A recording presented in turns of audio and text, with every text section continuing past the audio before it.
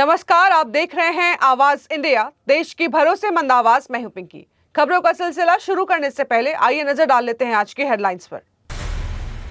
अजीत पवार के निधन के बाद बारामती पहुंचे फडणवीस, शिंदे और राज्यपाल सुनेत्रा पवार से की मुलाकात। अजीत पवार के निधन पर उद्धव ठाकरे का भावुक बयान, बोले महाराष्ट्र ने मजबूत नेता खो दिया। अजीत पवार हादसे पर सीएम ममता बनर्जी के बयान से मची खलबली, सीएम ने जांच की मांग उठाई। रनवे दिख गया कहने के बाद कैसे हुआ क्रैश, अजीत पवार हादसे पर विमानन मंत्रालय की रिपोर्ट। और महाराष्ट्र के उप मुख्यमंत्री अजीत पवार की विमान दुर्घटना में दुखद मृत्यु, 3 दिनों का राजकीय शोक घोषित। अब खबरें विस्तार से।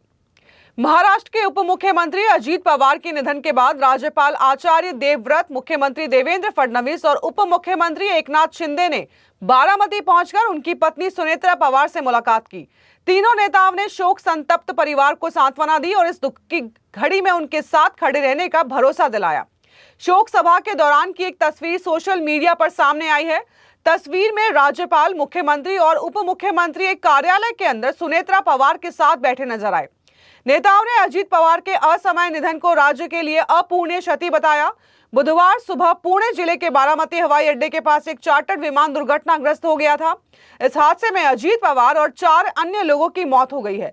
अजीत पवार जिला परिषद चुनाव के प्रचार के लिए मुंबई से पुणे रवाना हुए थे। अजीत पवार का अंतिम संस्कार सुबह गुरुवार 11 बजे बारामती के विद्या प्रतिष्ठान मैदान में पूरे राजकीय सम्मान के साथ किया जाएगा।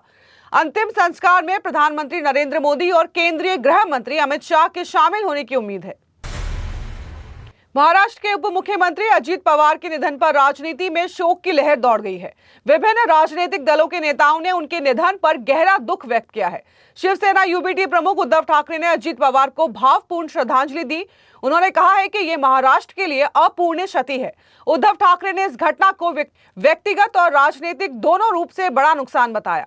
उद्धव ठाकरे ने कहा है कि उन्होंने एक मजबूत नेता और कुशल सहयोगी को खो दिया है। उन्होंने याद किया कि मुख्यमंत्री रहते हुए अजीत पवार ने उप मुख्यमंत्री और वित्त मंत्री के रूप में उनके साथ काम किया था। उद्धव ने कहा है कि अजीत पवार अनुशासन प्रिय थे और अपने विभाग पर उनकी मजबूत पकड़ थी। वे अर्थशास्त्र की गहरी समझ रखने वाले नेता थे और साफ दिल के इंसान थे। राजनीति में मतभेद के बावजूद वे रिश्ते को निभाना जानते थे। महाराष्ट्र में अजीत पवार को लोग प्यार से दादा कहते थे और वे जमीन से जुड़े नेता माने जाते थे। आदित्य ठाकरे ने भी उन्हें श्रद्धांजलि देते हुए उनके स्नेह दिल स्वभाव और विधानसभा कार्यों पर पकड़ को याद दिलाया। अजीत पवार का जाना महाराष्ट्र की राजनीति में एक युग के अंत के रूप में देखा जा रहा है। प्लेन क्रैश में महाराष्ट्र के डिप्टी सीएम अजीत पवार के निधन के बाद पश्चिम बंगाल की मुख्यमंत्री ममता बनर्जी के बयान ने देश की राजनीति में खलबली मचा दी है। ममता बनर्जी ने दावा किया है कि अजीत पवार अपने चाचा शरद पवार की पार्टी में वापस लौटने वाले थे। उन्होंने कहा है कि इस दुर्घटना को सामान्य हादसा मानकर नहीं छोड़ा जाना चाहिए। ममता ने साफ तौर पर कहा है कि प्लेन क्रैश की निष्पक्ष जांच कराने की मांग होनी चाहिए। उन्होंने आरोप लगाया है कि जांच एजेंसियां स्वतंत्र नहीं रही और उन पर भरोसा नहीं किया जा सकता। ऐसे में सुप्रीम कोर्ट की निगरानी में जांच जरूरी है। उनके इस बयान के बाद विपक्षी दलों और सत्ता पक्ष के बीच बयानबाजी तेज हो गई है। ममता बनर्जी ने कहा है कि कुछ ही दिनों में अजीत पवार अपने पुराने राजनीतिक गुट में लौटने वाले थे और उससे पहले ही ये दुखद हादसा हो गया। ममता बनर्जी ने देश में नेताओं की सुरक्षा व्यवस्था पर भी गंभीर सवाल खड़े किए हैं। ममता ने कहा है कि अहमदाबाद हादसे के बाद अब ये दूसरी बड़ी घटना है जिसने देश को झकझोर कर रख दिया है। मुख्यमंत्री और बड़े नेता समय की कमी के कारण चार्टर्ड फ्लाइट से यात्रा करते हैं और ऐसे में उनकी सुरक्षा की जिम्मेदारी कौन लेगा। ममता बनर्जी ने कहा है कि इस हादसे से वे बेहद परेशान हैं और उनके पास शब्द नहीं है। हालांकि इससे पहले उन्होंने बयान जारी कर अजीत पवार के निधन पर गहरा शोक व्यक्त किया है। अजीत पवार के विमान हादसे में निधन के बाद नागरिक उड्डयन मंत्रालय ने पूरे घटनाक्रम पर विस्तृत रिपोर्ट जारी की है। रिपोर्ट में चार्टर्ड विमान के क्रैश होने से पहले ही मिनट दर मिनट जानकारी सामने आई है। शुरुआती जांच में हादसे की बड़ी वजह खराब मौसम और कम विजिबिलिटी बताई गई है। मंत्री राम मोहन नायडू ने इस दुखद घटना पर गहरा शोक व्यक्त किया है। उन्होंने कहा कि लैंडिंग के वक्त हालात पायलट के लिए बेहद चुनौतीपूर्ण थे। डीजीसीए और एएआईबी की टीमें मिलकर पूरे मामले की जांच कर रही है। रिपोर्ट के सामने आने के बाद हादसे को लेकर कई अहम सवाल खड़े हो गए हैं। विमानन मंत्री ने बताया है कि सुबह करीब 8:48 पर लैंडिंग के समय विजिबिलिटी बेहद कम थी। एटीसी से संपर्क में पायलट ने कहा था कि रनवे दिखाई नहीं दे रहा है। रनवे साफ न दिखने पर विमान काफी देर तक हवा में चक्कर लगाता रहा। दूसरी बार भी लैंडिंग की कोशिश की गई, लेकिन हालात नहीं सुधरे। कुछ समय बाद पायलट ने रनवे दिखने की सूचना दी। इसके बाद एटीसी ने विमान को लैंडिंग की क्लियरेंस दे दी। हालांकि मंजूरी मिलने के कुछ ही पलों बाद विमान क्रैश हो गया। मंत्रालय के मुताबिक ये रिपोर्ट बारामती एयरपोर्ट पर मौजूद एटीसी सर्विस से जुड़े कर्मचारी के बयान पर आधारित है। बारामती एक अनियंत्रित हवाई अड्डा है जहां पूरी तरह की एटीसी यूनिट मौजूद नहीं है। यहां उड़ान प्रशिक्षण से जुड़े पायलट ही यातायात की जानकारी साझा करते हैं। हादसे का शिकार विमान की पहचान VISSK के रूप में हुई है। सुबह 8:18 पर विमान ने पहली बार बारामती से संपर्क किया था। 8:44 पर रनवे के पास आग की लपटें देखी गई। इस हादसे में अजीत पवार समेत कुल 5 लोगों की मौत हुई है और AAIB ने अब जांच अपने हाथों में ले ली है। वक्त हो चला है एक छोटे से ब्रेक का।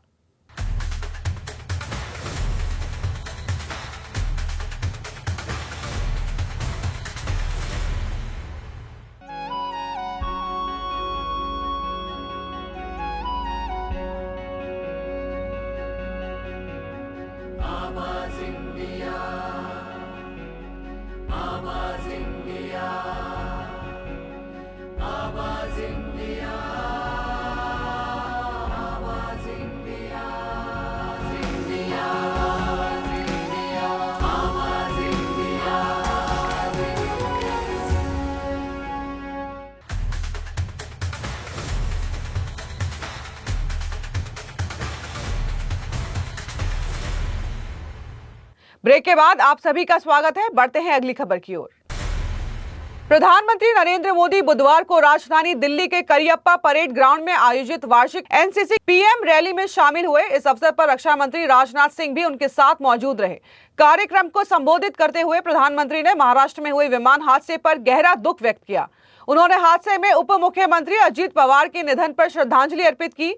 पीएम मोदी ने कहा है कि ये दुर्घटना बेहद दुखद है और इसने देश को एक समर्पित जननेता से वंचित कर दिया है। उन्होंने अजीत पवार के परिवार और हादसे में जान गंवाने वाले अन्य लोगों के परिजनों के प्रति संवेदना जताई।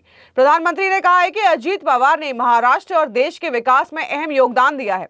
उनका सक्रिय और समर्पित जीवन हमेशा याद रखा जाएगा। एनसीसी कैडेट्स को संबोधित करते हुए प्रधानमंत्री नरेंद्र मोदी ने युवाओं की भूमिका पर जोर दिया। उन्होंने कहा है कि इस बार भी रैली में बड़ी संख्या में महिला कैडेट्स की भागीदारी उत्साह बढ़ाने वाली है। पीएम मोदी ने सभी कैडेट्स और मित्र देशों से आए अधिकारियों का अभिनंदन किया। उन्होंने कहा है कि एनसीसी केवल एक संगठन नहीं बल्कि एक ऐसा आंदोलन है जो युवाओं को आत्मविश्वासी, अनुशासित और राष्ट्र के प्रति समर्पित बनाता है। ये आयोजन 1 महीने तक चले वार्षिक एनसीसी गणतंत्र दिवस शिविर के समापन का प्रतीक रहा है। इस शिविर में देश भर से 2406 कैडेट्स ने भाग लिया, जिनमें 898 बालिकाएं शामिल थी। पीएम रैली का विषय राष्ट्र प्रथम कर्तव्य निष्ठा युवा रखा गया था। यह विषय युवाओं में कर्तव्य, अनुशासन और राष्ट्रीय प्रतिबद्धता की भावना को दर्शाता है। उप मुख्यमंत्री अजीत पवार के निधन के बाद महाराष्ट्र सरकार की ओर से एक आधिकारिक लेटर जारी किया गया है। यह पत्र सामान्य प्रशासन विभाग के अंडर सेक्रेटरी द्वारा जारी किया गया है, जिसमें अजीत पवार के निधन की पुष्टि की गई है। लेटर में बताया गया है कि दिवंगत उप मुख्यमंत्री के सम्मान में पूरे महाराष्ट्र में 3 दिन का राजकीय शोक मनाया जाएगा। 28 जनवरी से 30 जनवरी तक सभी सरकारी इमारतों पर राष्ट्रीय ध्वज आधा झुका रहेगा।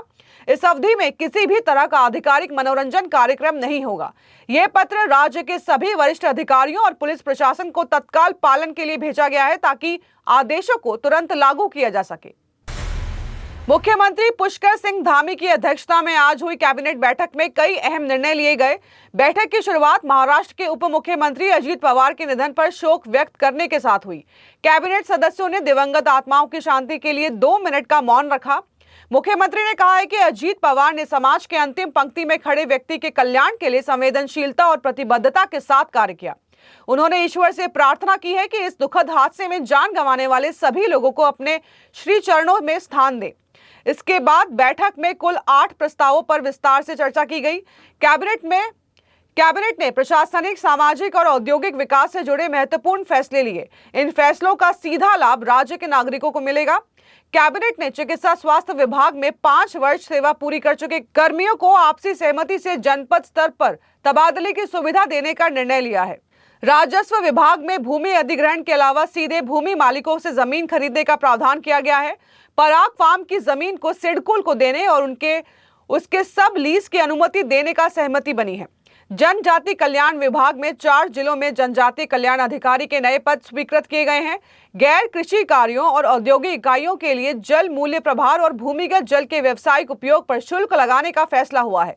उत्तराखंड निजी विश्वविद्यालय अधिनियम में संशोधन और GRD को उत्तराखंड विश्वविद्यालय बनाने पर सहमति दी गई है। चिन्या, लिसौड और गोचर हवाई पट्टियों को रक्षा मंत्रालय के साथ संयुक्त रूप से संचालित करने का निर्णय भी लिया गया है। इसके साथ ही ग्रीन हाइड्रोजन उत्पादन को बढ़ावा देने के लिए उत्तराखंड ग्रीन हाइड्रोजन नीति 2026 को मंजूरी दी गई है। मलयालम सिनेमा के सुपरस्टार मम्मूटी को पद्म भूषण से सम्मानित किए जाने की घोषणा के बाद जश्न का माहौल देखने को मिला है। अपनी आगामी फिल्म पदयात्रा के सेट पर पहुंचते ही फिल्म की टीम ने मम्मूटी का भव्य सम्मान किया।